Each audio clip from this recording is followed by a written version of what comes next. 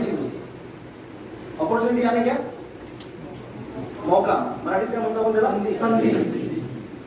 एक मौका जिंदगी को क्या कर सकता है? पूरी तरह से ट्रांसफॉर्म कर सकता है. पर प्रॉब्लम ये है कि कोई भी मौका जब अपने सामने आता है तब चिल्ला के नहीं बोलता कि मेरे से आपका जिंदगी क्या हो जाएगा? ट्रांसफॉर्म हो जाएगा. मेरे साथ बिल्कुल ऐसा ही हुआ. मैं मेरा थोड़ा सा एक्सपीरियंस शेयर करता हूँ, चलेगा आप लोग को? मेरा नाम ललित ओसवाल और ये फील्ड में आने से पहले मैं शॉपकीपर था. एक दुकान चलाया करता था. महीने का अंदाजा 40-50 हजार का इनकम हुआ करता था मेरा. वो टाइम पे मेरा फैमिली के ऊपर तभी 18 लाख रुपए का लोन था. कितना लोन था?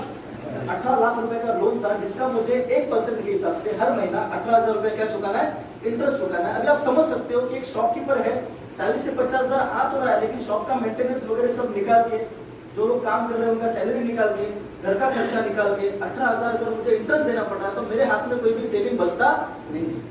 और मैं बहुत परेशान था कि यार ऐसा कोई रास्ता मुझे मिल जाए जिससे अगर एक साल का मैं 2 से 3 लाख या 4 लाख 5 लाख भी एक्स्ट्रा कमा पाऊं, तो मेरा जो प्रीमियम अमाउंट है उसको क्या करूंगा? मैं थोड़ा थोड़ा पेड करूंगा, तो अगले साल मेरा इंटरेस्ट क्या हो गया? और कम हो गया. ऐसा करके करके आने वाले 5 से 10 साल में मैं कर्जे से मुक्त हो जाऊं, ये मेरा लाइफ का क्या था? एक बहुत बड़ा ड्रीम था.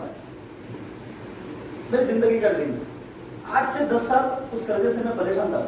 मैं उसको चुका नहीं पाया. हालांकि मैंने बहुत सारे नए नए रास्ते ट्राई किए. उसी समय पे मेरे कस्टमर थे, महीने का 4 से 5 हजार का एक अच्छा इनकम उनसे मुझे मिल जाया करता था. वो एक रोज मेरे शॉप पे आए, बोले कि यार ललित को डिस्कस करना है. ठीक है, डिस्कस करते हैं. बोले जबरदस्त लाइन है पैसा कमाने. बोला ठीक है बताओ. तो जैसे आज आपको यहाँ पे बुलाया गया, आपको यहाँ पे प्लान दिखाया गया, वैसा सेम प्लान लैपटॉप के ऊपर उन्होंने मुझे समझाना स्टार्ट किया. ये बिजनेस के बारे में पहले मैं काफी लोगों के मुंह से सुन चुका हूँ, और जो हिसाब से मैंने सुना था मुझे ऐसा लगता था कि यार ये काम अपने को करना नहीं चाहिए. मुझे ऐसा लगता था कि ये मेंबर बनाने का धंधा है. मेरे जान पहचान में, मेरे देखने में ऐसा कोई भी शख्स नहीं था जिसने नेटवर्क मार्केटिंग करते करते अपनी जिंदगी के अंदर कोई पॉजिटिव चेंजेस किए हो, या बहुत सारा पैसा कमाया हो, या उसके लाइफ में कुछ अचीवमेंट हो. ऐसा मैंने देखा नहीं था. तो मैं बहुत नेगेटिव था ये इंडस्ट्री को लेकर. पर मेरे कस्टमर थे, उन्होंने दिखाया है, और महीने का 4 से 5 हजार का उनके पास से क्या आ रहा है? इनकम आ रहा है. तो मैं ना बोलने की पोजीशन में नहीं था, बोल के बाय डिफॉल्ट मैं बिजनेस के अंदर आ गया. बिजनेस करने का मेरा कोई इरादा नहीं था. मैं सोचा ठीक है यार, अगर ना बोल दूंगा तो क्या हो सकता है? कस्टमर हाथ से निकल जाएगा. आप रहेंगे, मैं भी रहेगा, कोई भी रहेगा, ये जरूर सोचेगा कि यार जिंदगी भर मैं एक दुकानदार से खरीदारी कर रहा हूँ, जिंदगी में एक बार इसको खरीदने बोला तो खरीदने के लिए तैयार नहीं है. ये फीलिंग्स आएगा कि नहीं आएगा? ये सो नो. और ऐसा होगा तो रिश्ता थोड़ा सा क्या हो सकता है? ब्रेक हो सकता है. तो बाय डिफॉल्ट ये बिजनेस के अंदर आ गया. पैसा दे दिया. मुझे बोला गया था 7-8 दिन के बाद में प्रोडक्ट मिलेगा. 7-8 दिन के बाद में मेरा प्रोडक्ट मुझे मिल गया. उसके बाद वो शख्स रोज मेरे शॉप में आता. उनका जॉब खत्म करके शाम को 7:30 बजे उन्होंने एक नियम बना दिया. रोज मेरे शॉप पे आते थे और एक ही बात बोलते थे, ललित डालने का काम हो गया, अभी कमाने के बारे में सोचो. 1 दिन, 2 दिन, 3 दिन, 4 दिन मैं उनको फेस नहीं कर पा रहा हूँ. हर बार मैं उनको टाल रहा हूँ, इग्नोर कर रहा हूँ.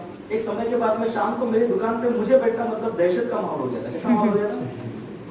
7:30 बजे मैं घड़ी देखता था, आने का टाइम हो गया, क्या बोलूंगा मैं उनको? मुझे बिजनेस करना नहीं.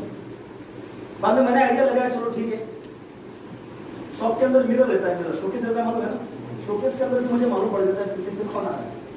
तो जैसे 7-7:30 बजता था, मेरा ध्यान कस्टमर्स पे नहीं होता था. मेरा ध्यान क्या होता था? मिरर पे होता था. और पीछे से आते हुए दिखे, मैं काउंटर से जंप मार के, असल का तो भी रहने वाला रहेगा, मालूम रहेगा, वहां से जंप मार के मेरे शॉप के बाजू से गली जाता है, वो सीधा निकलता है 340 बस स्टॉप जो है, जहाँ पे अभी मेट्रो का स्टॉप है, वहां निकलता है. वहां से जंप मार के सीधा कहाँ चले जाता था? 340 बस स्टॉप पे चले जाता था. मेरे दुकान पे लड़का काम करता है, लैंडलाइन था. मैं उसको फोन करके पूछता था, भाई हाय ना में जवाब देना खाली. मैं पूछता था है, बोलता था जानेगा नहीं. फिर 10 मिनट बाद में आप स्कूल है, बोले नहीं गए.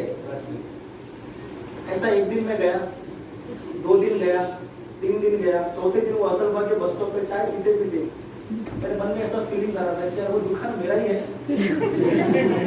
मतलब मेरे को कस्टमर के टाइम पे बैठने का क्या नहीं है, कैपेसिटी में हालत खराब हो गया. मैं बोला यार क्या करें, ना भी नहीं बोल पा रहा हूँ, पैसा भी कमाया. बोला ठीक है यार. मैं उनको फेस टू फेस मतलब बोल दिया कि मैं जस्ट एक रिलेशन रखने के लिए बिजनेस में आया, बिजनेस करने का मेरा कोई इरादा नहीं था.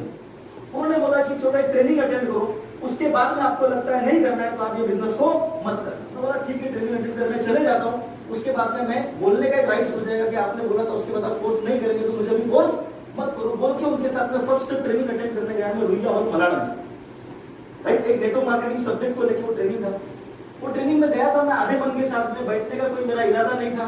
ठीक है ना, जबरदस्ती वहां पे बैठा, होस्ट ने सामने आके बोला तालियां बजाओ, मैंने तालियां नहीं बजाया, उसने बोला एक्साइटमेंट दिखाओ, मैंने एक्साइटमेंट नहीं दिखाया, क्योंकि मैं आधे मन के साथ में बैठा था, कब ये 3 घंटा निकले मैं यहाँ से निकल गया। ट्रेनिंग पूरा मैंने मजबूरी में अटेंड किया, लेकिन वो ट्रेनिंग खत्म होते होते लास्ट में स्पीकर ने कुछ ऐसा बातें बोला फ्रेंड्स, वो सुनने के बाद में ये बिजनेस को लेके मेरा पूरा व्यू चेंज हो गया। पहले मैं इस बिजनेस को टाल रहा था, नहीं करना है, नहीं करना है, नहीं करना है, लेकिन वो आखिरकार 5 मिनट सुनने के बाद में मैंने दिल में ठान लिया कि जिंदगी में कुछ नहीं करना है, क्या करना है, सिर्फ ये बिजनेस ही करना है। वो लाइन में आपके साथ में शेयर करने जा रहा हूँ, शेयर करूं? यस। शेयर करूं? यस। शेयर करूं? यस। वो सुनने के बाद में मैं रात भर सो नहीं पाया, क्योंकि पैसे की जरूरत थी,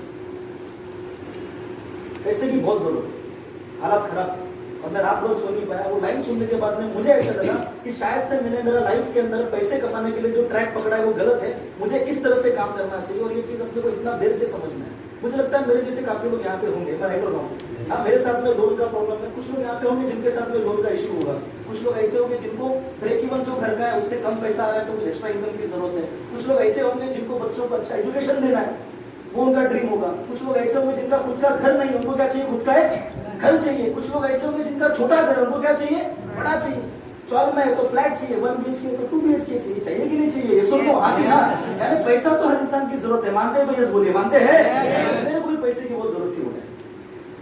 और वो मीटिंग खत्म होते होते स्पीकर ने धीरूभाई अंबानी का एक फेमस कोट डिस्कस किया कि धीरूभाई अंबानी ऐसा बोलते हैं, ललित ओसवाल नहीं बोलता है, कौन बोलते हैं? धीरूभाई अंबानी ऐसा बोलते हैं, no one become a rich by working with on 2 hands, but he can if many hands will work for him। यानी कि कोई भी इंसान 2 हाथों से काम करके अमीर नहीं बन सकता है, वो बन सकता है अगर हजारों लाखों हाथ उसके लिए काम करें। और ये सुनने के बाद में मैं रात भर सो लिया। बात तो सच है ना? आपके जान पहचान में कितने लोग ऐसे जो 2 हाथ से नौकरी कर रहे करोड़ों में खेल रहे, कोई है? करोड़ों में छोड़ो, लाखों में खेल रहे, कोई है? अच्छा, जिसके लिए 50 लोग काम कर रहे हैं उसका इनकम अकेला कर रहा है उससे कम है कि ज्यादा है? और जिसके लिए 500 लोग कर रहे हैं उसका इनकम 50 वाले से ज्यादा, जिसके लिए 5000 लोग काम कर रहे हैं उसका इनकम 500 वाले से ज्यादा। यानी सिंपल फंडा है कि अगर अपने को ज्यादा पैसा कमाना है तो ज्यादा लोगों के साथ काम करना पड़ेगा। और ये लाइन को जब मैंने यूनिवर्स के साथ में जोड़ा, मैंने इतना ही सोचा कि यार बुरे से बुरा अगर एक साल में मेरा 200 का भी टीम बनता है, सेंटर 1 में 100 लोग, सेंटर 2 में 100 लोग, अगर एक साल में 200 लोगों का भी टीम बनता है तो मेरा इनकम के लिए 200 लोग यानी कि 400 हाथ ऐड हो गए कि नहीं हो गए? तो इनकम कम आएगा कि ज्यादा आएगा? 200 लोग यानी कि 200 टैलेंट एक्स्ट्रा ऐड हो गए कि नहीं हो गए? यस और नो? तो इनकम कम आएगा कि ज्यादा आएगा? मेरे को समझ में आया फ्रेंड्स उस दिन ये बिजनेस मेंबर बनाने का बिजनेस नहीं है, ये बिजनेस एक नेटवर्क बिल्ड करने का बिजनेस है, एक टीम बिल्ड करने का बिजनेस है, ये मैन पावर बिल्ड करने का बिजनेस है। उस दिन मुझे रियलाइज हुआ कि ये लोगों का जिंदगी बनाने का बिजनेस है। उस दिन मुझे रियलाइज हुआ और उस दिन से दिल खोल के बिजनेस करना स्टार्ट किया। आज बताना चाहता हूँ कि यूनिबिस में आने से पहला 18 लाख का लोन था, आज पिछला 7 साल के अंदर यूनिबिस के अंदर इनकम हो गया है 1 करोड़ 58 लाख। 1 करोड़ 58 एक साल में 200 का टीम बन जाएगा, लेकिन काम करते करते करते करते करते करते करते करते करते पिछला 7 साल के अंदर टोटल टीम साइज हो गया है 32,600 लोगों का। शुरुआत किया था, इनकम कैसे आया? अकेले काम कर रहा था, एक जोड़ी का 1000 मेरे को भी मिला, 2000 भी मिला, 3000 भी मिला, लेकिन आज के समय पे ऑन एन एवरेज महीने का इनकम है 3.5 लाख, 4 लाख, 4.5 लाख, 5 लाख। किसके वजह से? अरे किसके वजह से? मेरे वजह से कि टीम के वजह से? टीम के वजह से। ये सेम चीज आपके साथ में भी होगा।